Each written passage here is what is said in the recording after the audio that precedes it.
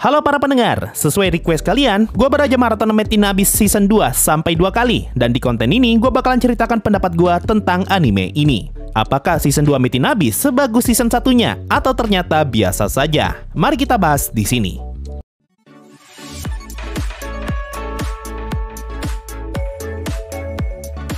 Pertama-tama, buat yang gak tahu apa itu anime Metin Abyss, anime ini bercerita tentang petualangan sekelompok anak kecil yang memasuki lubang raksasa bernama Abyss. Di dalam lubang ini terdapat banyak sekali monster dan juga mara bahaya yang mampu membunuh siapa saja.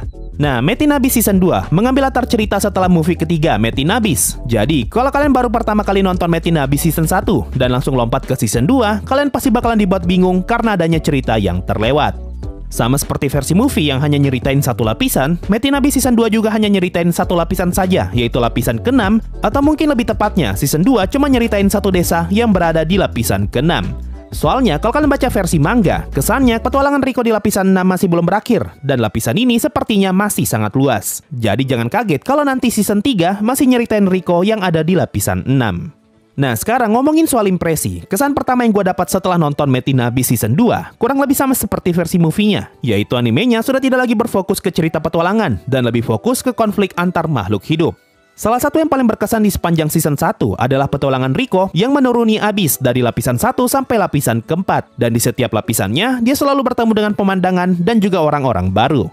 Hal ini ngebuat unsur petualangan di season 1 jadi sangat terasa, karena Rico sangat jarang berdiam di satu lapisan terlalu lama. Mirip-mirip kayak anime Kino no Tabi yang MC-nya cuma mau stay di satu kota selama 3 hari, dan setelah itu dia bakalan pindah ke kota lain. Tapi semenjak masuk versi movie yang hanya fokus di satu lapisan, unsur petualangannya jadi berkurang, dan sekarang lebih terasa seperti eksplorasi. Cuma bagusnya, lapisan 5 memang bisa dibilang tidak terlalu luas, karena hampir semua wilayahnya adalah laut. Jadi satu-satunya tempat yang bisa dieksplorasi hanyalah tebing tempat Rico datang, dan juga Eidolon yang jadi tempatnya Bonnroo bereksperimen. So, sangat masuk akal kalau hanya ada sedikit tempat yang bisa Rico kunjungi di lapisan 5. Tapi berbeda dengan season 2, lapisan 6 bisa dibilang sangat luas, dan kita hanya diperlihatkan Rico yang mengeksplorasi lapisan itu sampai di episode 2 saja. Sisa 10 episodenya cuma nyeritain Rico yang lagi berada di dalam desa. Hal ini ngebuat unsur petualangan di Metin Abyss Season 2 jadi terasa sangat kurang dibandingkan season 1-nya. Bahkan ceritanya jadi terasa lebih sempit daripada versi movie, karena sebagian besar latar ceritanya hanya berada di dalam satu desa. Padahal lapisannya masih sangat luas. Berbeda dengan lapisan 5 yang memang wilayahnya terbatas, jadi wajar aja kalau latar tempatnya terbatas juga.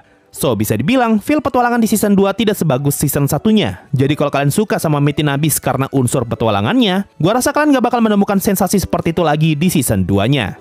Tapi, dampak baik dari latar yang sempit di season 2 justru ngebuat ceritanya jadi lebih terfokus, dan kita mendapatkan banyak sekali cerita tentang backstory karakter yang muncul di season 2-nya. Mulai dari asal-usul tim Ganja dan juga masa lalu Regu. Sekarang, mari kita ngomongin soal lagunya. Salah satu momen paling memorable ketika gua nonton Metin Abyss Season 1 adalah momen ketika Rico menggendong Regu yang lagi pingsan di tengah hutan dan ditemani dengan suara musik.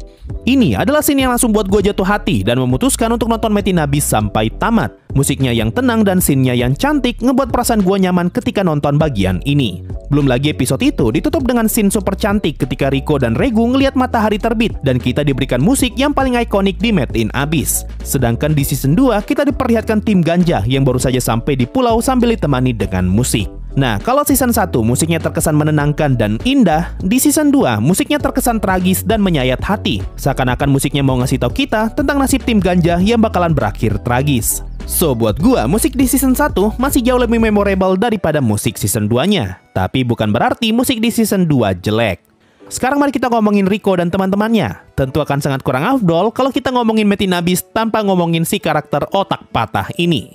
Kalian sadar nggak kalau Rico dan rombongannya belum ada sehari di desa? Mereka memang sempat nyewa kamar untuk nginap, tapi kamar itu tidak sempat mereka tinggali kecuali untuk makan dan buang air besar. Nah, lucunya, desa yang mereka kunjungi telah berdiri kokoh selama 150 tahun. Tapi kedamaian yang telah berlangsung selama itu seketika musnah ketika rombongannya Rico datang. Itu pun tidak sampai sehari dan desa mereka langsung hancur lebur. Memang cocok kalau Rico dan rombongannya disebut sebagai bocah kematian.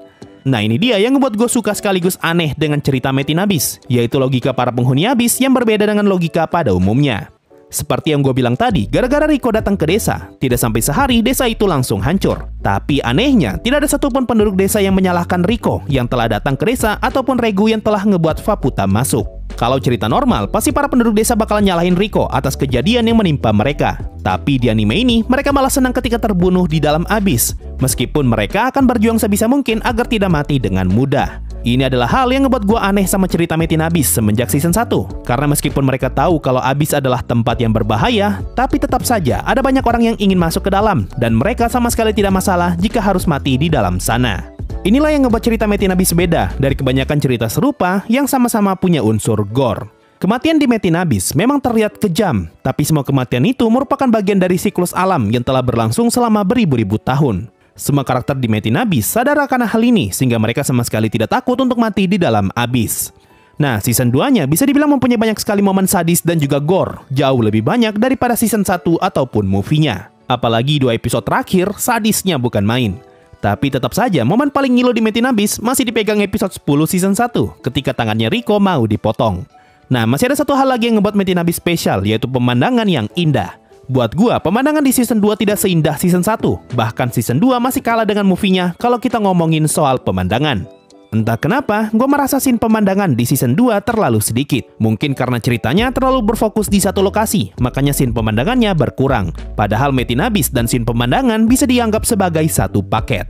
Gua rasa alasan kenapa scene pemandangan di season 2 berkurang bukan cuma karena ceritanya yang terlalu lama di satu tempat, tapi ini juga dikarenakan lapisan 6 yang sebagian besar lokasinya tertutupi awan, sehingga ngebuat jarak pandang berkurang dan pemandangannya pun tidak seluas dan semegah di lapisan lain. Apalagi rute yang Rico lewati kebanyakan dikelilingi oleh jurang dan gedung-gedung kota, sehingga ngebuat pemandangannya semakin sulit untuk terlihat. Sekarang kalau ngomongin soal cerita, gue pribadi suka dengan cerita yang coba season 2 sajikan. Karena fokus season 2 cuma di satu lapisan saja, hal ini ngebuat ceritanya bisa lebih fokus di satu tempat dan menyediakan ruang untuk menceritakan banyak hal lain. Cerita di season ini juga memunculkan banyak sekali pertanyaan baru, tapi sekaligus memberi sedikit jawaban mengenai pertanyaan-pertanyaan lama. Contoh seperti makamnya Liza, asal-usul Regu, tujuannya Regu, kenapa Regu bisa pingsan di lapisan 1, sedikit clue tentang nasibnya Liza, perbedaan waktu di lapisan terdalam dengan lapisan luar, cara kerja peluit putihnya Rico, dan masih banyak lagi.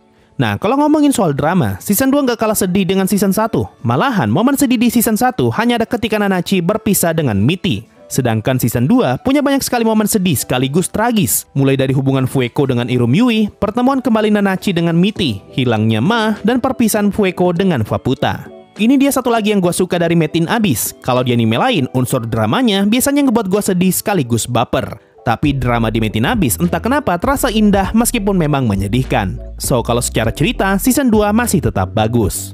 Terakhir, yang pengen gue bahas adalah desain karakter penduduk desa yang dibuat warna-warni. Gue pribadi nggak nyangka kalau seluruh isi desa dan penduduknya bakal dibuat seberwarna ini. Apalagi beberapa penduduk ada yang dibuat dengan menggunakan CGI. Menurut gue ini bukanlah hal yang buruk, justru ini malah ngebuat karakternya terlihat unik. Walaupun memang gue tidak menyangka kalau semua penduduk bahkan desanya akan sewarna-warni ini. Nah, satu lagi perubahan yang ada di season ini, yaitu season 2-nya lebih memilih menggunakan CGI untuk menampilkan monster-monsternya, daripada season 1 yang menampilkan monsternya dengan gaya gambar seperti lukisan minyak. Gue pribadi nggak masalah dengan perubahan ini, dan menurut gue, CGI di season 2-nya sudah tergolong bagus.